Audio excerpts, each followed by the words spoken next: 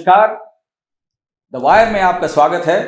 मैं हूं शरद प्रधान और आज हम बात करेंगे भारतीय जनता पार्टी के एक बड़े युवा member of parliament Tejasvi Surya के बारे में, जो बेंगलोर साउथ की लोकसभा कॉन्स्टिट्यूएंसी रिप्रेजेंट करते हैं। अब आप सोचेंगे कि बेंगलोर से का लखनऊ सेंट्रल से क्या ताल्लुक, तो मैं आपको बताना चाहता हूं कि तेजस्वी सूर्या ने हाल ही में फैब इंडिया द्वारा दिए गए एक एडवर्टाइजमेंट पे जिस तरीके की ट्रोलिंग शुरू करवाई और जिस तरीके का माहौल खराब करने की कोशिश करी, उसको लेकर के, और क्यों करी, महज एक उर्दू का फ्रेज उन्होंने इस्तेमाल कर लिया विज्ञापन में।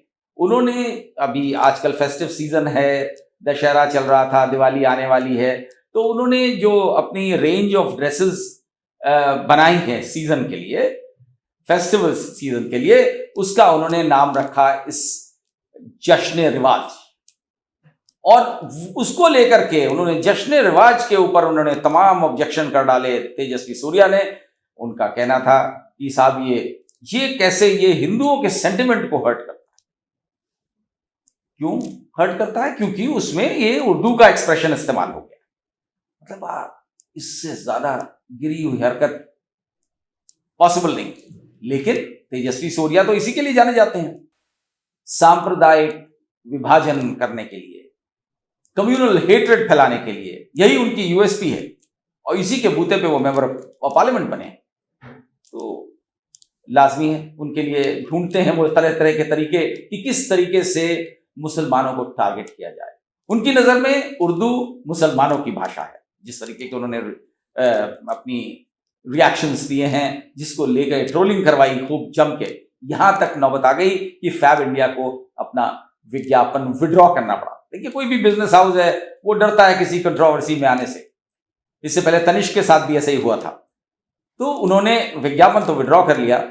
लेकिन मैं आपको बताना चाहता हूं, जो हम आपको कह रहे थे कि लखनऊ किस तरीके से इसमें शामिल हो गया, एक बेंगलोर के एमपी के बारे में जिक्र करने पे, क्योंकि लखनऊ गंगा जमनी तहजीब का सबसे बड़ा हब है भारतवर्ष। और यहां पे आपको मिलेगा, इस कदर उर्दू का चलन है यहां पे कि नॉर्मल कॉन्वर्सेशन हिंदी में होता है तो उसमें 2 लफ्ज उर्दू के जरूर आते हैं। उर्दू बाद में लोग बात करने वाले 4 लफ्ज हिंदी के जरूर जोड़ते हैं। इस तरीके की यहां की तहजीब है और बरसों से चली आ रही है।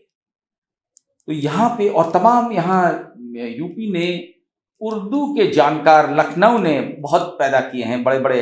और मैं उनका जिक्र कर रहा हूं, नॉन मुस्लिम उर्दू के स्कॉलर्स, उर्दू के जानकार, जिन्होंने दुनिया में नाम कमाया है। सबसे बड़ा नाम फिराक गोरखपुरी का है, सब जानते हैं। इसी तरीके से जो और यहाँ पे एक रिसेंट ईयर्स में यहाँ के एक बहुत बड़े शायर हुए खुशबीर सिंह शाद, सरदार हैं वो, कृष्ण बिहारी नूर हैं, तमाम लोग आपको मिल जाएंगे इस तरीके के नाम। तो उन लोगों ने बहुत इस पे जो है एतराज जाहिर किया तेजस्वी सूर्या के इस रवैये पे, तेजस्वी सूर्या के इस प्रयास पे कि वो इस एडवर्टाइजमेंट को इस्तेमाल करके हिंदू मुसलमान डिवाइड क्रिएट कर ले। वही शायद आजकल बीएसपी का भी बीजेपी का भी नजरिया, माफ करिएगा, बीजेपी का वही नजरिया है। और इलेक्शन आने वाला है, डिवाइड कैसे क्रिएट किया जाए। तो इस वजह से वो लखनऊ में इस बात पे काफी चर्चा हो गई है। अब आपको मैं ये पॉइंट आउट करना चाहता हूं, उन्होंने ये तेजस्वी सूर्या ने अपने ट्वीट में ये तक कहा कि साहब इसमें जो ड्रेसेस दिखलाई हैं, पहली चीज तो उनको इस पे था कि बड़ी ठेस पहुंची है हिंदू सेंटिमेंट को, क्योंकि उसको जश्न रिवाज कह दिया गया। मुझे नहीं समझ में आया कि तेजस्वी सूर्या के जो हिंदू सेंटिमेंट, उनके हिंदू सेंटिमेंट इससे नहीं हर्ट होते हैं कि रेप्स जब होते हैं तब उनके सेंटिमेंट हर्ट नहीं होते, महिलाओं के साथ अत्याचार होते हैं तब उनके सेंटिमेंट हर्ट नहीं होते, बच्चों के साथ अत्याचार होते हैं बिल्कुल नहीं हर्ट होते, रिश्वतखोरी होती है, करप्शन होता है, उसमें उनको कोई तकलीफ नहीं होती, उनके हिंदू सेंटिमेंट हर्ट नहीं होते। हिंदू रिलीजन तो नहीं कहती कि रिश्वतखोरी करो, लेकिन तेजस्वी सूर्या के उसमें कोई तकलीफ नहीं होती। काला बाजारी हो, मिलावट हो, दुनिया के नाजायज काम में नहीं होती, लेकिन जश्न रिवाज कह दिया तो अरे अनर्थ हो गया। ये इनकी मानसिकता है। और उस साथ साथ इन्होंने मजे की बात क्या है, उन्होंने एक ऐसी चीज बोली जो शायद एक नेत्रहीन आदमी ही बोल सकता था। अब वो तो ना तो नेत्रहीन है ना जाहिल है। हालांकि कुछ लोगों ने लखनऊ में कहा कि साहब वो जाहिल है, हमने कहा जाहिल नहीं है। तो फिर किसी और ने कहा नहीं साहब वो तो शातिर है, तो शायद वही लफ्ज सही होगा, क्योंकि उन्होंने इस पे एतराज किया कि जो कपड़े दिखाए हैं उन मॉडल्स को पहने हुए जो उस विज्ञापन में हैं वो हिंदुस्तानी नहीं है। तो वो मैंने कहा कि वो एक जिसने नहीं देखा है विज्ञापन वही कह सकता है, या नेत्रहीन आदमी कह सकता है, क्योंकि उसमें 4 महिलाएं हैं, 1 पुरुष है, सब शुद्ध हिंदुस्तानी वस्त्र पहने, 1-2 साड़ियां पहनी हुई हैं, अलग अलग अंदाज में पहनी है। मरून कलर की जरी वाली साड़ी है, मरून की स्कीम है पूरी, सलवार कमीज पहनी है, लहंगा पहनी है, और जो पुरुष हैं वो भी कुर्ता पैजामा और सदरी पहने। इनमें कौन सा कपड़ा उनको हिंदुस्तानी नहीं दिखता है ये भगवान जाने। शायद वो खुद जीन्स वीन्स पहनते हैं तो शायद उनको लग रहा हो कि ये कहां से आ गए, मुझे तो ऐसे ही लगता है।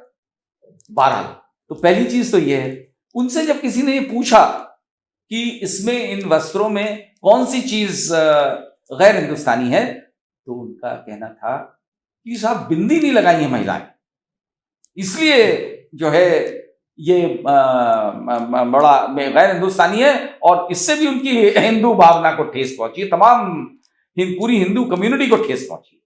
अब आप देखिए, इनको मैं तेजस्वी सूर्या को ये बताना चाहता हूं कि अगर बिंदी पहनने से ही महिला हिंदू दिखाई पड़ती है या हिंदू त्योहार दिखता है, तो कुछ ऐसा करें कि जो सेंट्रल कैबिनेट है प्राइम मिनिस्टर नरेंद्र मोदी की, उसमें कम से कम 2 महिलाएं ऐसी हैं, मिनिस्टर्स हैं पार्टी की, देश की, जो बिंदी कभी लगाए हुए नहीं दिखती या बहुत कम बिंदी लगाए हुए दिखती है।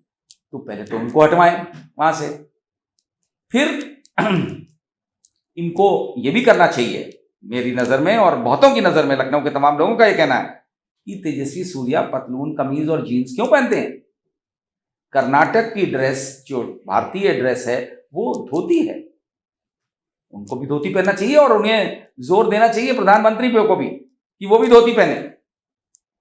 सेंट्रल कैबिनेट में सिवाय राजनाथ सिंह के मुझे नहीं लगता कोई जो शुद्ध भारतीय ड्रेस है वो पहनता है, वही धोती पहनते हैं। महिलाओं का जहां तक सवाल है, उनको ये भी बताना पड़ेगा जो उनके खास लोग हैं जिनको वो बड़ा सपोर्ट करते हैं, चाहे वो बॉलीवुड की एक्ट्रेसेस हों, उनमें से कितनी हैं जो बिंदी लगाती हैं। क्या उनको सबको ऑस्ट्रेसाइज कराएंगे? अगर बिंदी लगाना जो है वो जरूरी है, अनिवार्य है अपने आप को हिंदू बताने के लिए, महिला के लिए, तो तेजस्वी सूर्या को इसके लिए कैंपेन चलाना चाहिए।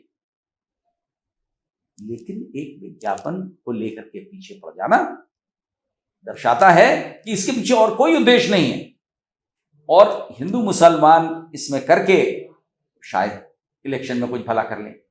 ठीक है, वो बड़ा इस पे जो है अभी तक यूपी के नेताओं का रिएक्शन नहीं आया, जो बीजेपी के नेता थे, क्योंकि उन्होंने लगता है कि इसका इस्तेमाल वक्त पे करेंगे, इलेक्शन पे इसको भी इस्तेमाल कर सकते हैं।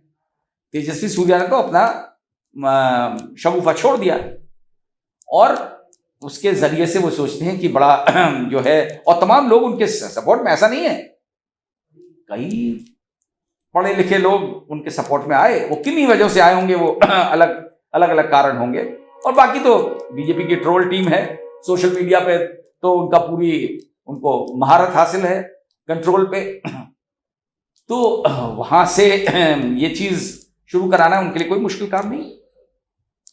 लेकिन मैं आपको बताऊं, लखनऊ के में जो तमाम लोग जिनसे बातचीत हुई, जिनके डिस्कशंस हुए कल से आज तक लेके, उसमें एक यंग स्कॉलर हैं, तेजस्वी सूर्या की ही उम्र के होंगे, और बहुत नोन व्यक्ति हैं, वाइडली नोन, टेलीविजन पे भी, बाकी जलसों में भी, हिमांशु वाजपेयी।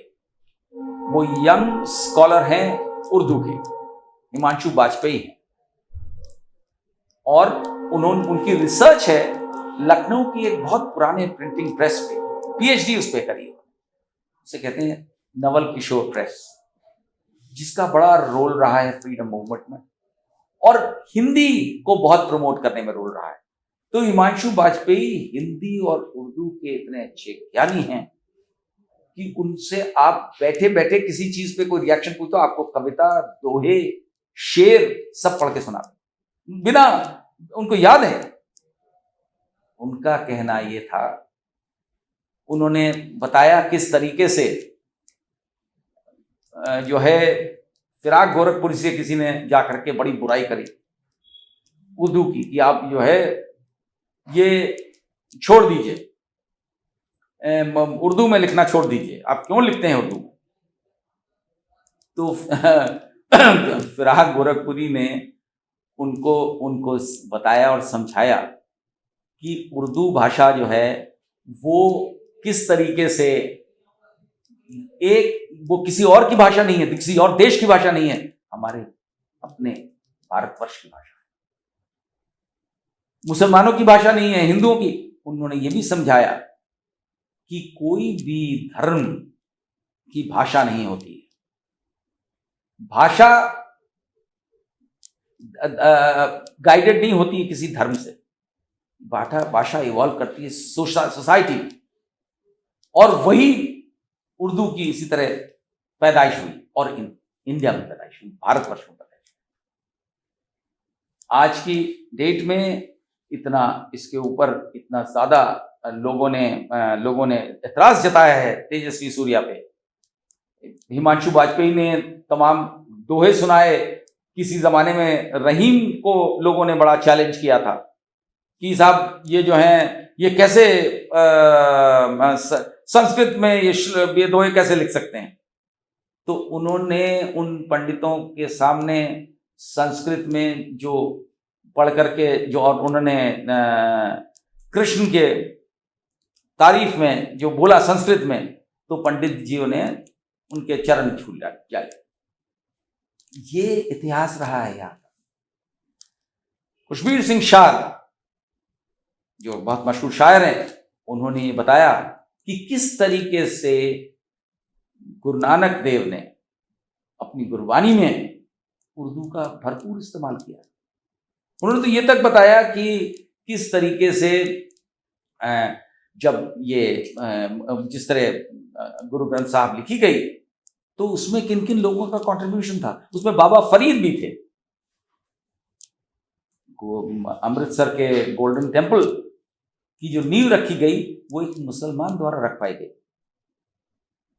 ये कल्चर रहा है हमारे देश का, और यहां तेजस्वी सूर्या को इतराज है एक उर्दू का एक्सप्रेशन किसी प्राइवेट कंपनी के विज्ञापन में जाने से। इसके पीछे जाहिर है उद्देश्य राजनीतिक है, कोई सेंटिमेंट की बात नहीं है। इनसे चार बातें पूछ लिए, हिंदू धर्म के बारे में नहीं बता पाएंगे, लेकिन साहब उनका हिंदू सेंटिमेंट हर्ट होता है और खूब फैलाया इसको। इसी तरीके से जो है वहां एक बंबई के एक साहब है जो लखनऊ के रहने वाले थे, बंबई चले गए हैं, जमील साहब। उनसे पूछा गया, वो हिंदी के बड़े ज्ञानी हैं, उन्होंने भी तमाम अच्छा वो इस तरीके से संस्कृत और हिंदी के जो है लिटरेचर के उनको इतनी महारत है कि वो आप किसी भी सब्जेक्ट पे उनसे कुछ बात कर सकते हैं, हिंदी और संस्कृत लिटरेचर। तो ये जमीन, ये देश और खासतौर से ये प्रदेश हमारा और लखनऊ के आसपास अवधि जो है उसमें खूब भरी हुई है। बगैर उर्दू का इस्तेमाल करे हिंदी नहीं चलती है, और बगैर हिंदी का इस्तेमाल किए उर्दू नहीं चलती है। यहाँ पे ये कल्चर है। तो इस वजह से इस पे बहुत ज्यादा आउटरेज है, बहुत ज्यादा नाराजगी है इस बीजेपी के इस एमपी से जो जहर फैलाने के प्रयास कर रहा है। और इसमें जो है मुझे लगता है कि फैब इंडिया ठीक है, बिजनेस हाउस है, वो बड़ी जल्दी घबरा गए और उन्होंने विड्रॉ कर लिया, और उन्होंने ये तक कह डाला कि साहब ये हमारा दिवाली का विज्ञापन नहीं था, दिवाली के लिए तो हम अलग से एक सीरीज ला रहे हैं विज्ञापनों।